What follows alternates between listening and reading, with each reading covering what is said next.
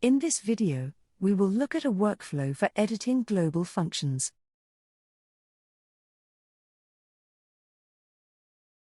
The global functions script may often need to be updated. One approach is to delete the old global function, and then to import the updated version. However, there is a faster workflow that can be used. We call it the edit and refresh workflow. The workflow consists of 3 steps. First, you click Edit, which opens the global function in a new browser tab. Second, you make the required edits to the global function and save. Third, back in the main script, you click Refresh. This will overwrite the global function with the new edits. Clicking the Edit button in Manage Global Functions will open the global function in a new browser tab. The function will be opened as a standard script file, with its own flowchart and nodes. Editing is done in the usual way. In the example, we have made some edits to how the rectangle is generated, by dividing the edges.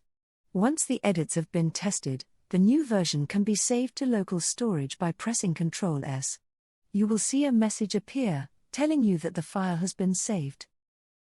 Take note of the file name to which it is being saved. Then you can switch back to the browser tab that contains the main script. Here you can go back to the Manage Global Functions dialog box, and click Refresh. This will overwrite the current global function with the updated version. In the image, you can see that the pyramids now have sides split into multiple triangles. This is due to the update that was made, dividing the edges of the rectangles.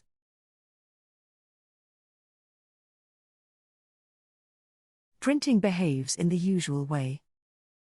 If a line of code inside a global function is switched to print, then the printed values will also be visible when the main flowchart is executed. The same is true for errors. If a line of code inside a global function has an error, then the printed error message will also be visible when the main flowchart is executed.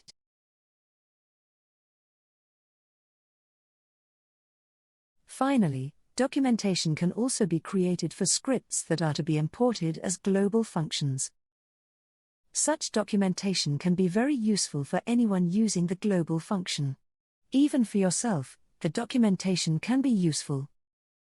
The documentation can be created by filling in the descriptions in the Start node in the global function flowchart. These descriptions will be converted into the documentation for the function. In the main flowchart, hovering over the name of the global function will show the documentation. In addition, once the function has been inserted, clicking the question mark icon will show the documentation in the Help viewer.